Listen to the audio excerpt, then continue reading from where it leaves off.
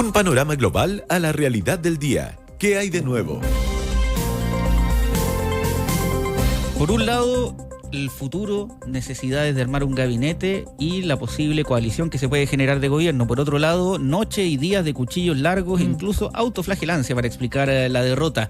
En materia política hay muchas cosas pasando. Lo queremos conversar con el sociólogo y director de Tú Influyes, Axel Kayes. Muchas gracias, Axel, por estar junto a nosotros aquí en Radio Infinita. ¿Cómo estás? Buenas tardes. Hola. Hola, buenas tardes, ¿qué tal? Y académico de la Universidad Central también, que siempre me dicen que lo recuerde. Que lo recuerdo, sí. Académico también de la Universidad Central. Axel, muchas gracias por estar junto a nosotros.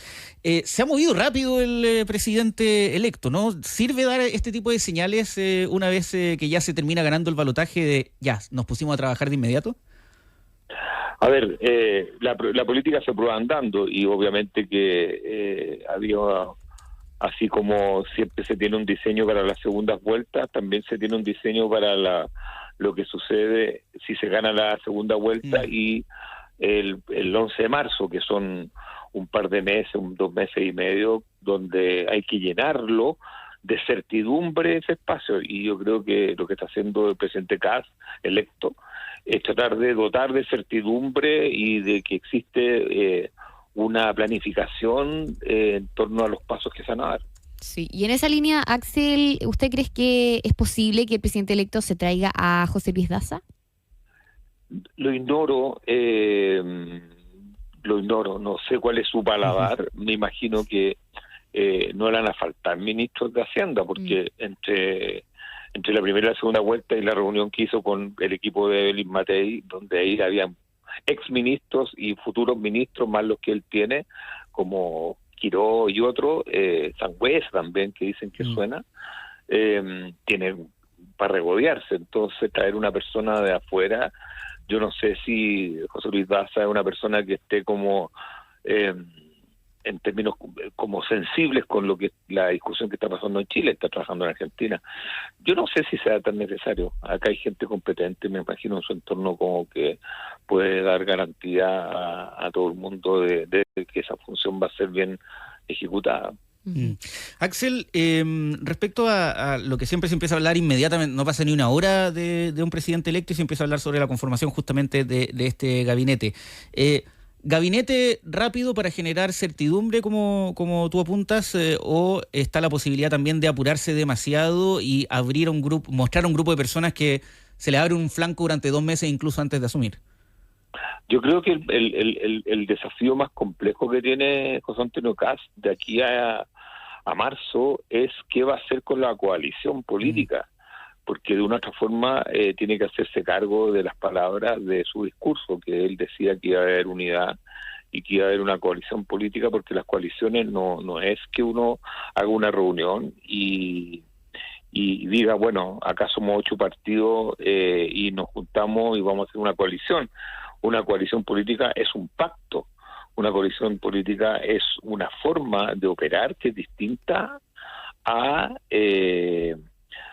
tener ministros. No sé si me explico. O sea, tú puedes tener ministros que son los que tú escojas, pero es distinto tener un diseño de coalición política, donde primero tiene que haber una cultura que se empiece a establecer de coalición, una forma de decisiones, y tiene que haber una cierta legitimidad programática de lo que se quiere hacer los primeros meses. Entonces, yo ahí es donde yo pongo mi gusto suspensivo de saber en qué están pensando. Yo, y te lo digo así, mirando desde afuera, el Partido Republicano no es un partido que tenga una cultura política de coalición, porque le ha ido muy bien solo.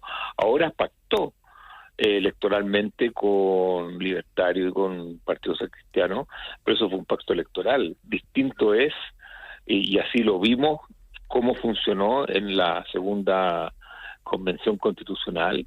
Es distinto tener una coalición. Entonces yo creo que el primer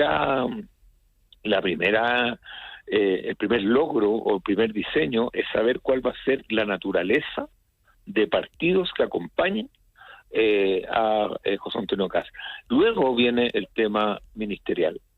¿Sería un error o no un diseño a propósito de lo bien que les ha ido solo, similar a lo que inicialmente planteó el gobierno del presidente Gabriel Boric, es decir, excesivo protagonismo del Partido Republicano en comité político y los ministerios más cercanos al presidente, y que Chile Vamos estuviera ahí en la órbita de los ministerios quizás un poquito más lejanos? A ver, yo creo que lo que hay que hacer es sincerar cuál va a ser la naturaleza de la organización que acompaña al presidente Kast. A ver, si va a ser una coalición, tiene sus reglas. Si va a ser un arco, perdón que ponga estos matices, No, está bien. un arco distinto, y si es una alianza, y si es un pacto de gobernabilidad. O sea, hay distintos nombres con distintos compromisos. Esto es como o me caso, o es distinto esto de vida en común, o sea, o voy a vivir juntos, pero en 5. O sea, acá lo más importante es que se sepan las reglas por las cuales va a operar el Ejecutivo. A los partidos de Chile Vamos, por lo que yo he visto, les gusta el término de coalición, es decir, una igualdad, porque eso incluye, por ejemplo, permanencia en el Comité Político de la Moneda. ¿Y eso qué quiere decir?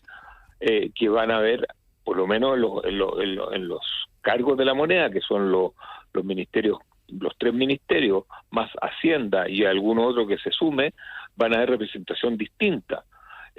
Así funcionan las coaliciones de gobierno. Entonces, el sincerar cuál va a ser la naturaleza del pacto o de la organización que de gobernabilidad es lo primero. Y luego, por ejemplo, todo el mundo dice, bueno, Claudio Alvarado va a ser ministro, Claro.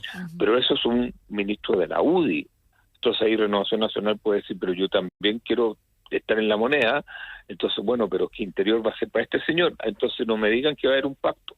¿Te das cuenta? Entonces ahí comienzan los problemas. Sí.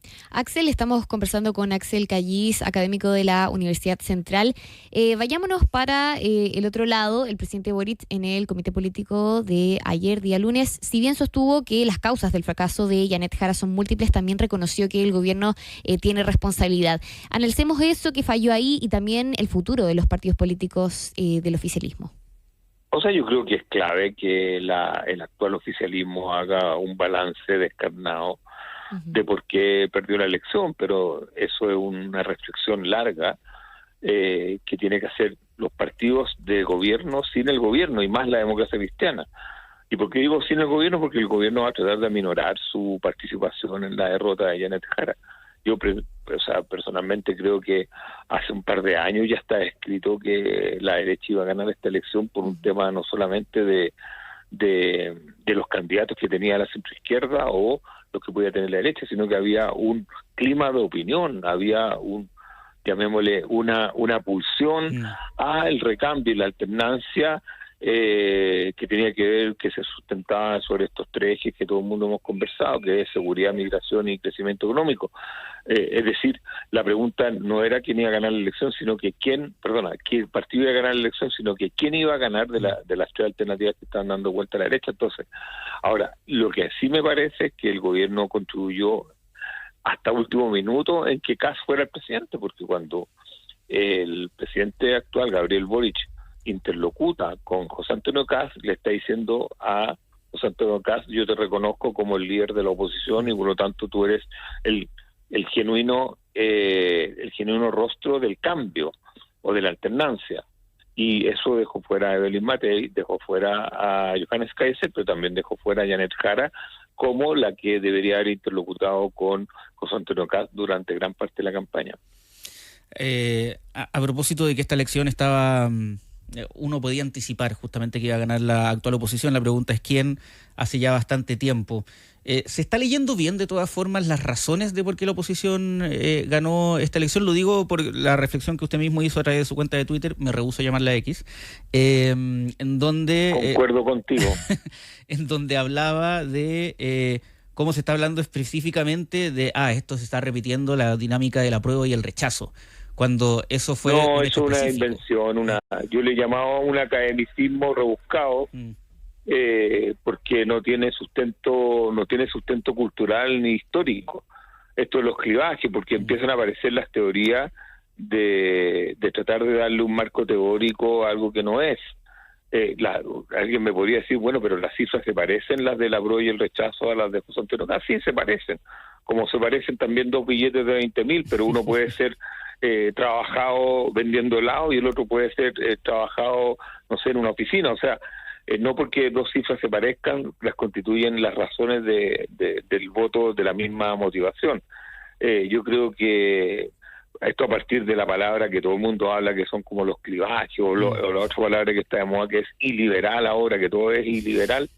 Yo creo que los clivajes o las fracturas que se producen en la sociedad, que mueven y dan dos bloques que se comienzan más que a enfrentar, que son antagónicos durante años y establemente, no es el caso del plebiscito del año 22, que puede haber gente que haya votado rechazo y que después haya votado por Kast, sí, pero eso no lo constituye como tal, como un clivaje propiamente tal, como algo que va a permanecer en la cultura por muchos años, y que todo el resto de gente que votó en el apruebo son personas que, o sea, que votaron en contra de José Antonio Kast. Acá el voto, llamémosle el nuevo votante, el votante obligado, el nuevo votante, que son 4 o 5 millones de personas, se saltan de un candidato a otro y de una alternativa a otra muy fácilmente. Yo he dicho en todas partes que parte de la gente que votó rechazo luego votó contra del otro diseño constitucional. Si hubiera habido un clivaje, lo más probable es que de los 7 millones 7 millones se mantienen, habrían votado a favor del proceso constituyente 2, y esos mismos 7 millones hubieran votado por los gobernadores y alcaldes, y después hubieran votado por José Antonio Kast. O sea, habrían votado toda la línea, como ocurría antes cuando existía el clivaje del sí y el no. ¿Se entiende, no? Se entiende absolutamente. Sí. Axel, uno tiende a coincidir, además. Yo le quería preguntar respecto de su impresión ante la reacción de los líderes internacionales. ¿Qué le parecieron las declaraciones del presidente colombiano, Gustavo Petro, respecto del triunfo de Kast, y también la advertencia que lanzó Nicolás Maduro respecto de los venezolanos en Chile?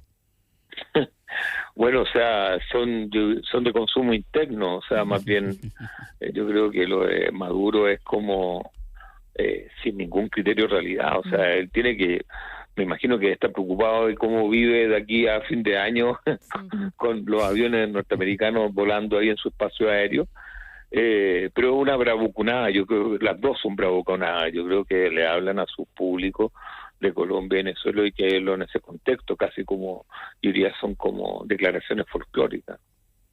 Axel Callis, analista político, sociólogo, director de Tú Influyes y académico de la Universidad Central, enfatizarlo. Entre otros sombreros. Entre otros sombreros, muchas gracias por habernos acompañado durante esta tarde aquí en Radio Infinita. Gracias, Hasta que la esté muy próxima. bien. Saludos, cuídense. Chao, chao. Bien, un abrazo.